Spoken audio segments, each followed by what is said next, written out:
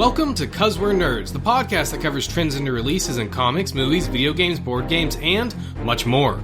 I'm your host, Caleb, and with me is my wife, Courtney. Hello, everyone. The summer movie craze is here, and that means it's time for movie madness. From now until July, we'll be reviewing a newly released movie nearly every week. Today, we're discussing Toy Story 4.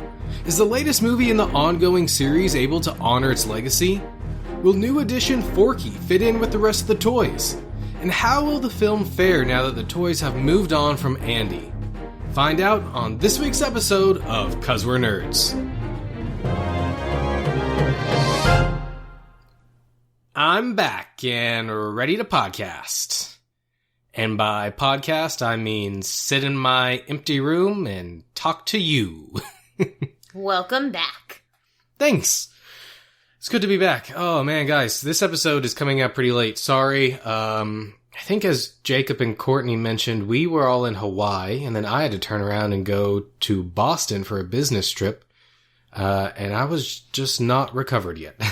And last week was a long week, so we're getting to it this week. We're recording this on Monday. Hopefully I'll be able to push this out tonight. If not, it should be out sometime tomorrow on Tuesday. And, of course, we will have our regularly scheduled episode this Friday as well. So you get a double dose of episodes this week. What's this week? This week is a secret. Oh. Okay. It's a secret. So I guess I'm not on that one. No, that one's with Jacob. But today we are here to talk about Toy Story, which we saw like a week ago, which is weird because normally when we talk about movies, we have just seen them. Yeah. Sorry, I'm moving the mic because it was a little too close to me. Not close enough to Courtney. Anyway, all right. If I remember correctly, we saw this last Sunday, 8 days ago, in IMAX, I think. It was in IMAX. I can't tell you what day it is. I can't even tell you what today is. I just know July 1st. It's July 1st today. Today's Monday. Okay.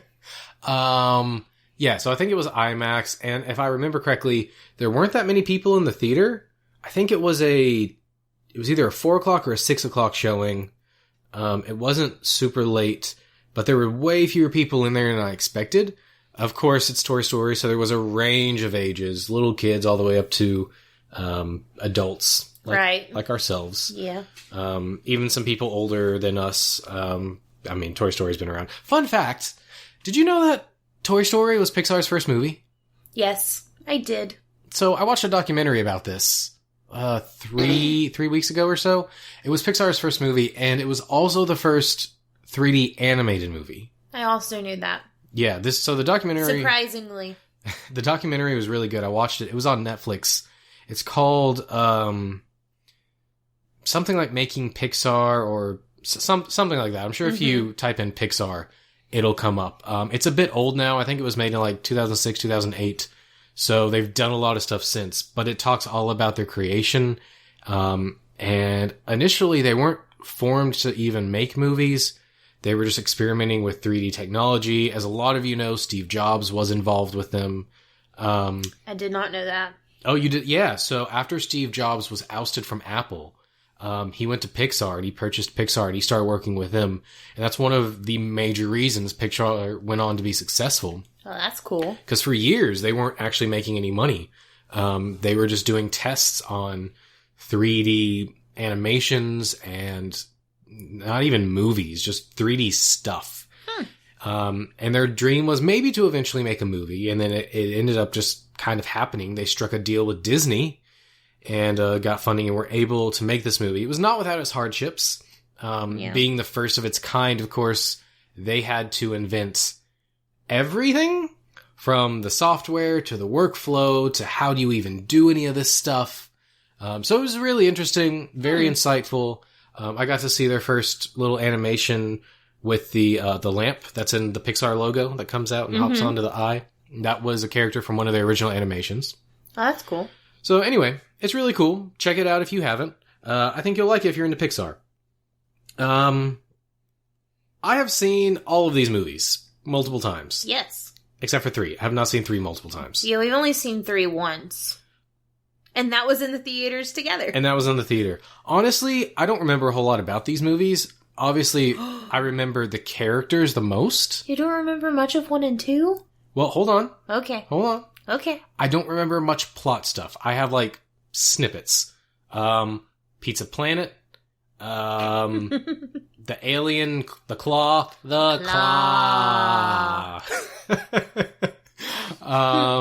Let's see. The creepy kid next door with the baby head on the spider thingy. All of this is Toy Story 1. No, the aliens are Toy Story 2. No. I'm pretty sure the aliens are Toy Story 2. Zurg? I think it's Zurg. The Toy Story Buzz... 2 is when they get Jessie and Bullseye and that collector who's trying to complete the set. I thought... Don't question me. Okay. Yeah, the Buzz Lightyear dude. I am prone to being wrong on some things, but I do know some stuff about this. But anyway, like, I remember snippets. I don't remember... Like, if you asked me to tell you the plot of those movies, I could not do it. I remember even less about 3. I think they were in a daycare at one point. Yeah. And there was an evil bear that was maybe inside a vending machine. And that's about it. There were Barbies. Ken was in it, I think. Ken was in it. And that's about it. Okay. So that's what fair. I know about Toy Story. What do you know about Toy Story, Courtney? Thought we kind of already covered. I mean, we've seen all of them, or I've seen all of them. I know a little bit better on the plot than you do. What's the plot of the first one? You already described it. No, I didn't. I literally said I couldn't tell you the plot. Okay. Fine. Plot, story. Ow. Sorry. So for the first one, Andy has Woody, and Woody is his favorite toy. And then Buzz shows up, and he takes over the new favorite toy. Oh, see, I couldn't even tell you that. I had no idea. Alright. Alright, well anyway, that's good enough. Yeah, thanks. I've always liked Buzz more, personally, and that might have a large part to do with the fact that he had his own series growing up. He had his own movie and his own series, both of which I really liked. I haven't seen them in years. Now that I think about it, I kind of want to go watch the movie and see if it holds up as an adult. Probably not, but that's okay. Probably not. But that is okay. As with everything, we're going to do non-spoilers, which I think will be fairly brief. And then we'll jump into spoilers, which might also be fairly brief. This episode might be brief. We're going to try to keep it that way anyway. So, initial thoughts for me, I had not seen really many trailers for this. I saw the first one they released, maybe the second one, and I'd seen some posters. I really didn't know anything about this movie. And without spoiling anything, this is really Woody's movie. Mm-hmm. And it's hard for me to compare because I don't remember the others as well. But it feels very different to me in that respect because I feel like the others are very much an ensemble movie where all the toys are involved and like they're all doing stuff. I know Woody and Buzz are kind of the focus, but this one is so much a Woody story that it feels different. It almost, in some ways, it feels like a spin-off to me because it focuses on him so much, even though the other toys are in there. Okay. I can see how you'd feel that way. Yeah, sorry, someone just texted me and I was trying to figure out what it was because I was very confused. Anyway, I liked the movie. It didn't blow me away. I think it's probably better than the third one. I'm letting you finish. That was a question. Oh, I think it's definitely better than the third one. Yeah. Because the third one, like I said, I remember next to nothing. Although, to be fair, I'm only a week past this one, and I remember it, but I don't really care. But it was such a good movie. I think that's my thing with this movie, is it it's there, and it's a good movie, but to me, it's not a memorable movie. Probably because you're not a child. No, I don't think that's it. I mean, Spider-Man Into the Spider-Verse is an animated kids movie. It is memorable. Frozen is memorable. There are memorable animated kids movies. I just don't feel like this is one. I think the story just wasn't strong, and we'll get into part of that later. Okay. But I feel like the point of the story was more adult-focused than the other ones were. That could be because the people who grew up with Toy Story are adults now. And now they're taking their children to see it. Yeah, but it's what I'm saying is it doesn't seem as pointed at kids as the others are. Okay. Yeah? Yeah, I guess so. But I don't know. Okay. What do you got? What? Oh, come on. You can do better than nothing. What was the best part of the movie for you, without spoiling anything? The best part of the movie for me would probably be Woody finding happiness after losing Andy. Okay. The best part for me, hands down, no question, is Forky. I think Forky is the best thing to happen to the series since ever. I think Forky is the best new character in the entire series. Okay. Forky is so funny. Forky is the only memorable thing for me in this movie. In fact, I would go buy a spork and make a Forky and put it on my shelf. You know, a lot of crafters are making shirts with Forky on it. Yeah. It's... so good. I love Forky. Forky's good. Was there anything that you just really didn't like in it? Anything that drew you out? No. I don't think so. I guess just that, like, Woody and Buzz, to me, are, like, the best parts of it. Mm-hmm. So, like, seeing, like, Woody not get to be... I don't know. You're having some struggles. I am. Alright, that's okay. We'll jump into spoilers real quick. Should you see it? If you want to see it, you've probably already seen it by now, but if you want to go see it, go see it. You'll probably like it. Take your kids. It's a good time. It's a typical Pixar movie, so that's a good thing for most of them.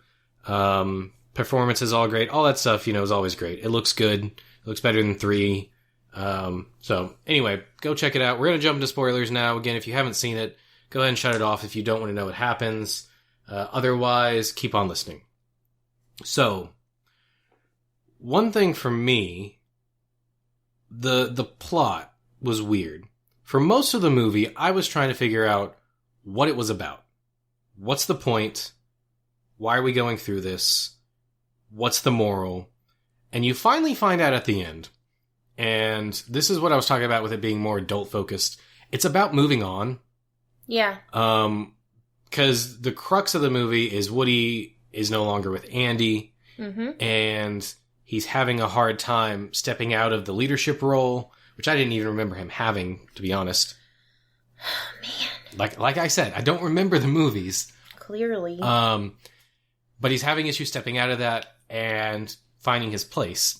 That's why he has the issue in the first movie. When Buzz shows up, Buzz takes over the favorite toy role, which means he's the leader. He gets to make all these decisions. And Woody is used to being the one who makes sure that all the toys are safe and gets people to their spots and makes sure that Andy has the things he needs. And that's why he has this struggle, this power struggle with this dolly thing. Oh, see? Didn't know. No idea. No. But, like, I think part of my issue was, at least the way it was handled in this movie feels much more adult. It didn't feel like they're saying, hey kids, you know, if something bad happens, move on. Mm-hmm. Which, I mean, it could have been. And maybe because I'm an adult, I just took it differently. But to me, the way it was presented, because he basically, it's almost like I read it as a midlife crisis. Yeah, that's what I was going to describe it as. Yeah, where something has happened or he's lost his faith in something and he's got to go off and find his happiness in a different place. And that just, I don't know. Maybe it's for kids to watch so they can learn what their parents will go through. That's funny.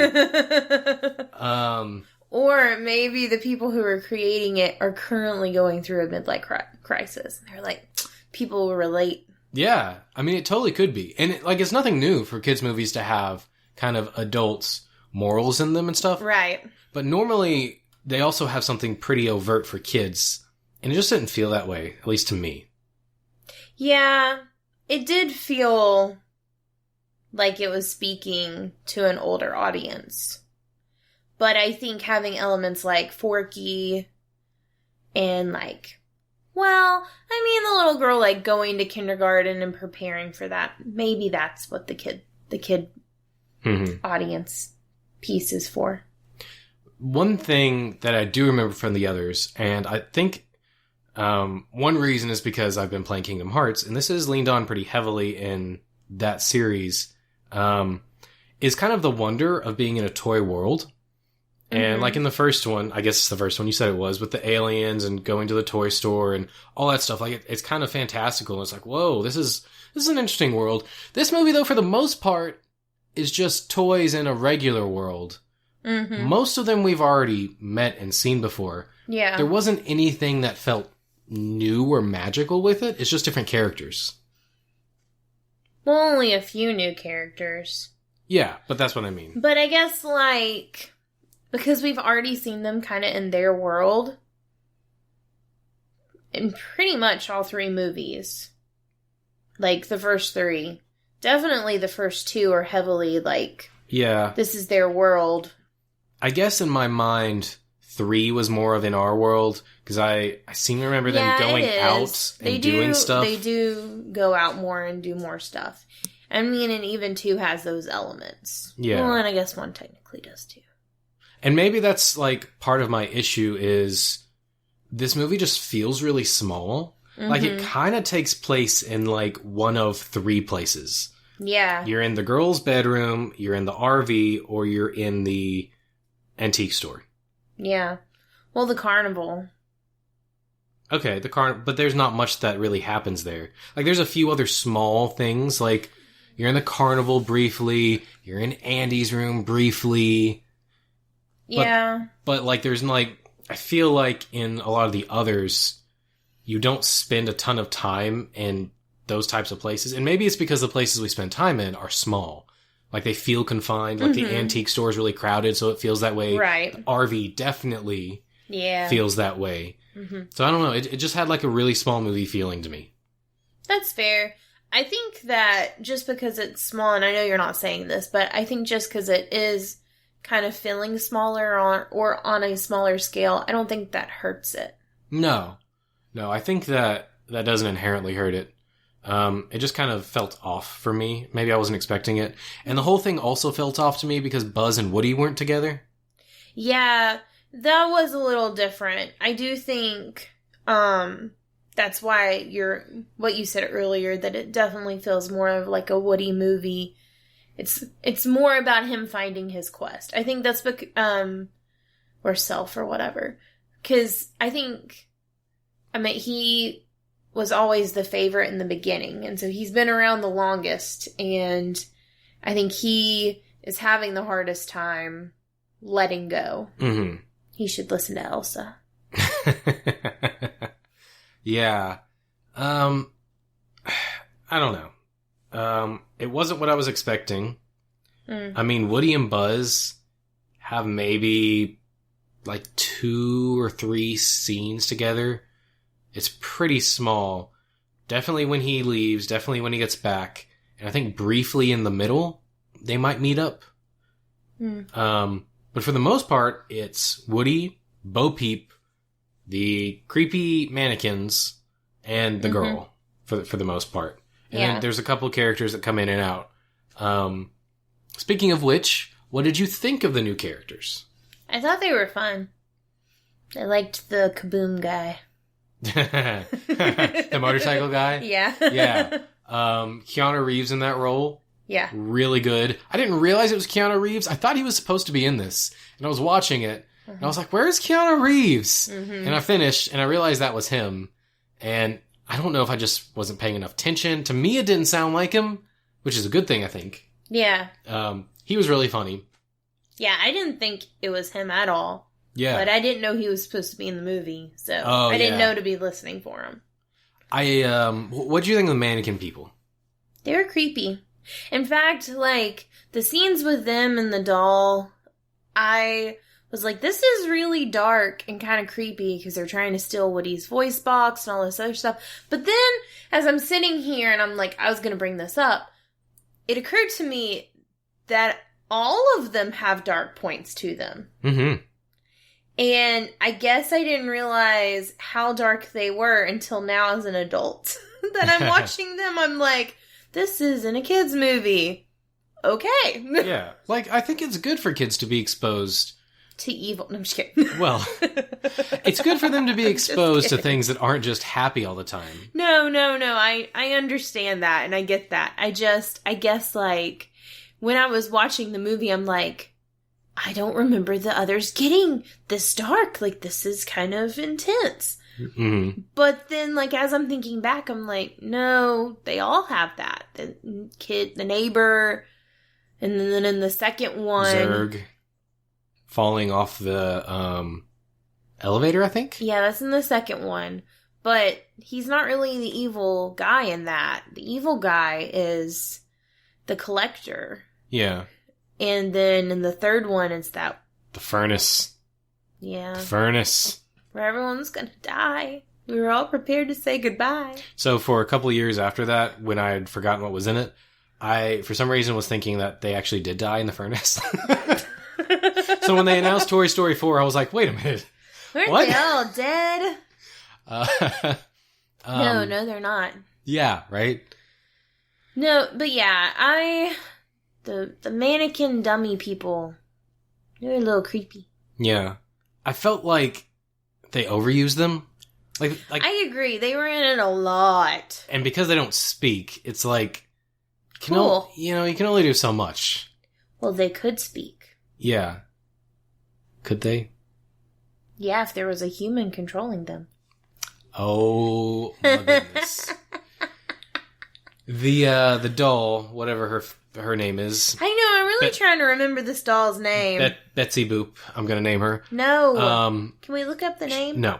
Please? You're welcome to. My phone is way over there. I'll get it. Anyway, I didn't like her at first because I felt like she was kind of stereotypical, I'm going to be your friend, but I'm evil. Mm. But the longer it went, I started liking her because I felt like she was a more fleshed out character. Mm-hmm. They gave her dimension. She wasn't just evil. But Gabby. Gabby, there you go. I don't know if I really liked where her character ended up. It felt like they kind of bypassed some good character moments just to get to the end of the movie with her. Mm-hmm. Because I kind of like that she got the voice box, and I kind of like that she ended up giving it back. But I feel like the reason she gave it back wasn't right, and they're... Like, I guess maybe that could have been the moral for the kids, that whole thing. But... She didn't give it back to him. Did she not? No. She said, you can take it back, because the kid didn't want her. Okay, there you go. So, I feel like that kind of emotional hit, like that would be a really tough thing to take. Yeah. And I felt like that should have been focused on more. Like, that should have been part of the ending. And it really wasn't. It just kind of happened, and then they were like, okay, well, let's go. And it was like this side thing to the end. It wasn't like the focus. I don't know. I felt like that could have been stronger. Okay. I mean, I guess so. But it does get a conclusion It does. But Because she finds a kid. I think because it's mixed in with we have to get back to the RV. Well, yeah. It gets a bit lost. It's a little chaotic. Yeah. I will say, this movie kind of feels like a long explanation for why they can make movies if Tom Hanks isn't involved. It's like Tom Hanks said, I'll do just one more. And they said, okay, well, we'll write it so that Woody's out of the picture so that you don't have to come back and voice him anymore. I don't know. I don't know. Why do you think that? Well, because a lot of this movie is, oh, we got to go do this thing. Or we got to go here to get these people. Oh, it's not here anymore, or they're not here anymore. Now we've got to go over here to get them. Oh, they're not here anymore. It feels like we're doing a lot of the same things. Okay. Like, I'll liken it to this. I was playing Kingdom Hearts yesterday, and I did something, and I finished it. And to pad out the level, they're like, oh, we're going to push you. I had to get up to the top of a mountain. They pushed me back down to the mountain, the bottom, and they said, you got to get back up. So I had to do it twice. And it kind of felt like they were doing that with this movie. There were parts where it was a lot of, oh, we got to find them. Oh, we're all together now. Awesome. Oh, wait. I get that, but this one person left. So it was a lot of like filler to me. Instead of them just getting everybody and then something else happening, it was, we got everybody, and for some dumb reason, one of them isn't here anymore. Now we've got to go get them again. And oh, now that we got them again. I get that. Why are you saying that's connected to Tom Hanks not wanting to do more? I'm saying that the movie doesn't feel like it's really got a purpose. And so the purpose of the movie is to take Woody away from... He's agreed to do it, so we need to utilize this and also appropriately have him say goodbye. I understand. I'm not saying that Tom Hanks actually said this is the last one I'm going to do. Well, I thought maybe you had read an article or something. No. I was missing something. No, I'm not saying that that's actually what happened. That's just what it feels like. Okay. Because there's not a lot of meat to this movie. Yeah, there isn't. I guess nostalgia is what makes it feel good, though. Yeah, and I think that's what they're counting on. Well, yes. Yeah. But, and that's fair. Yeah. That's like with the second Mary Poppins. I mean, it's definitely not to the level of the first one, but it was enjoyable. Reminds you a lot of the first one, but, you know, it's not perfect. Yeah, I think for me, as an adult, I don't need to see another Toy Story. At least not if they're going to do it like this. Yeah, but at the same time, I don't really know where they could take Toy Story to, like, better than to what they already have. Like, with the first 1 and 2. Yeah, well, that's the thing. I thought 3 was a good ending. Like, yeah, the toys are given off to someone else. Yeah. That was a really good way to end the series. Mm-hmm. And then they had to bring it back, and this doesn't feel like the end of the series. Yeah. It feels like a setup for something else. I also kind of want to go back to 3 just to see if Bo Peep wasn't in that one. That's what... Has she been missing? My understanding, from what I've read online, was she was in 2. Or I think. She was at least in 1. She's in 1 and 2. She's not in 3. She's just not there. Oh. So really this is a story about her. I'm just kidding. Kind of. That was what it was. They couldn't end it because she didn't get a chance to say goodbye. Oh, there you go. That's why we have a movie. That's it. I will say, I did like the little girl. Bonnie is her name? That is her name. I thought she looked like, I told you, Mel from Birds. Flight of the Conchords. Mm-hmm. If you've seen that, also she plays one of the main characters in Last Man on Earth. And that woman actually voices people in the movie. Yes, she does. Which is funny, why I thought the kid looked like her. Yeah. But I liked the kid a lot. I thought she was cute. I thought it was good. Yes. I have all the character people if you need them. Names and such. Okay. Cool. I'm prepared this time. I did also like that they sort of kind of touched on the fact that these toys are really old school now. Yeah. Like, Woody at one point says he thinks he was made in the 60s? Right. Which would be like 50 years old now. Mm-hmm. So that's interesting. I think that maybe that's part of why it's not as interesting anymore. I don't know. Kids don't play as much with toys like this. No, it's really sad. So I think it's a harder hook. Or maybe that is your hook. That lean on that more and take you back into that world. I don't know. I don't either. I do know that John Lasseter departed Pixar within the last 2 years. It might have been last year. Because of all the harassment stuff that went around Hollywood. And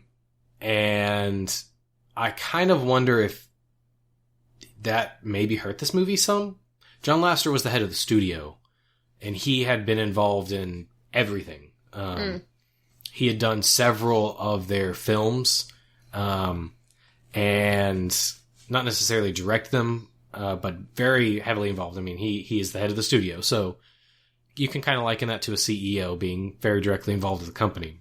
And I think his departure might have hurt this because he is part of Pixar. Him leaving is like Steve Jobs leaving Apple. Gotcha. Yeah. So, I don't know. I honestly didn't have a whole lot to say about this movie. I've really tried to rack my brain to stretch this out a little bit. I don't really have anything else. Do you? No, I don't think so. I am happy that Woody has kind of found his place. Because he's a special guy. Yeah. I mean, that's good. I guess his place is in the wild. Roaming. Like a cowboy. There you go. They did it on purpose. All right. All right, guys. Like I said, if you're going to see it, go see it. If not, whatever. I think the fact that we could only record for... It's not even 33 minutes, because we had other stuff we talked about. The fact that we could only record for that long on this, I think is proof that it's not meaty. But not every movie has to be. It is a good movie. And if you enjoy Pixar or Disney movies, or if you have enjoyed Toy Story in the past, it is definitely worth going to see. Like, there are moments where you'll tear up because it'll touch you. I did not experience that. Because you're weird. But it's a good movie. Definitely not their best. But not their worst. Not their worst. I don't know what their worst would be. I didn't like 3. But I don't know why I didn't like 3. I just mean Pixar movies in general. Oh. For me, it's like a middling. It's in the middle of the road Pixar movie. Both Incredibles movies are better. There's a lot of things that are better. But anyway, all right. Well, that was that, and this is this. It's time for What You Been Up To. What have I been up to? Well, we finished Naruto. Yep. That's been since then, right? Yep. Yep, we finished Naruto. We finished The Umbrella Academy. Yep. What else have we done? This is about you, not me. Yeah, but pretty much what I've done, you've done, so... yeah. Well, today is July 1st. And July 1st is an important day because that marks the day that a certain company called KFC decided to release a new product. And for those of you that do not know, this new product is the Cheetos Chicken Sandwich. Are you announcing your new podcast? The chicken podcast? What was that? I started a blog. Well, I named the blog. I never started it. It was something like How Many Chicks... I don't know, something. I love chicken, and the guys at work were like, you should start a blog about chicken, and what's the best chicken, and chicken blah, blah, blah, blah. So I made it, but I never did anything with it. Anyway. Yep. So, what is this? Does it sound disgusting? Yes, it does. Is it good? I'm about to tell you. So what this is it's a sandwich with a chicken breast on it, like, KFC. And they've got Cheetos sauce that's poured over the top of it. Underneath it, they put actual Cheetos and then a layer of mayo on the bottom. It looks disgusting the first time you see it. It sounds disgusting the first time you hear about it. But let me tell you, it is quite delicious. It is far more delicious than it has any right to be. It's really good. The Cheetos, obviously, they taste like Cheetos, but the magic is in the sauce. I don't know what they did, but it tastes like they took Cheetos and they put them into like a blender and they made a sauce, but it's not diluted at all. It just tastes like Cheetos. And that on the chicken is really good. Anyway, you should check it out. If you're really hungry, and I mean really hungry, it's a lot of food. They've got a box that also comes with like their popcorn chicken, with the same sauce drizzled on it. Mm-hmm. Pretty good as well. Mm-hmm. But, yeah, so I had that today. That was good. That's kind of what I've been up to. As well as finishing the Umbrella Academy. Well, and Naruto. So yes, however, I'm going to be talking about a lot of those things next week, so I don't want to focus on it too much. Oh. This week. You mean this week? Yes, this week. Next episode. Okay. I've also been watching The Handmaid's Tale. I've been getting caught up on it for the season. Oh, I didn't know that. Yeah, I watched like 5 episodes in one day. Oh, I know, you did tell me that. Yep. And I've also been watching I finished Outlander season 2 and I'm on season 3.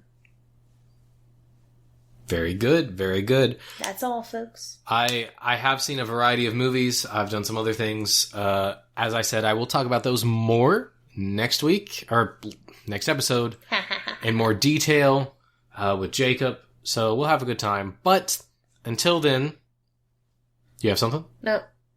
Thank you for listening. Thank you for being patient with us on getting this episode out.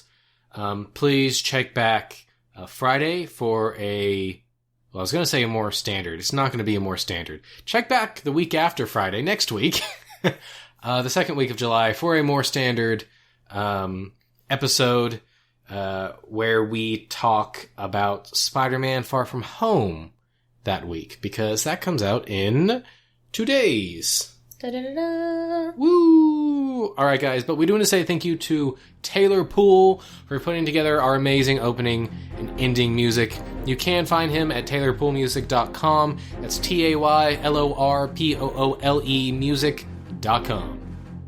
And as always, check out our friends at CNC Power Hour. They stream on Twitch. You can watch them play Magic the Gathering and video games. Magic the Gathering is on Sundays, though. That is on Sundays. That is correct. Also, on Sundays and every other day of the week is our website, causewe'renerds.com, where you can find all of the episodes we have ever done. You can find information about us. You can drop us a line. It's a great place. It's a great place to share the podcast. That's right. And check it out. Give it to your friends. Help us out. Grow the fan base. Thanks for listening to 'Cause We're Nerds. Stay up to date with all the nerdy news and podcast drops by following us on Facebook, Twitter, and Instagram. You can also leave us comments and feedback at causewe'renerds@gmail.com. That's CUZWERENERDS@gmail.com. And, as always, if you enjoy this podcast, we would love it if you could leave us a 5-star review on iTunes. We'll see you next week, and, as always, stay nerdy.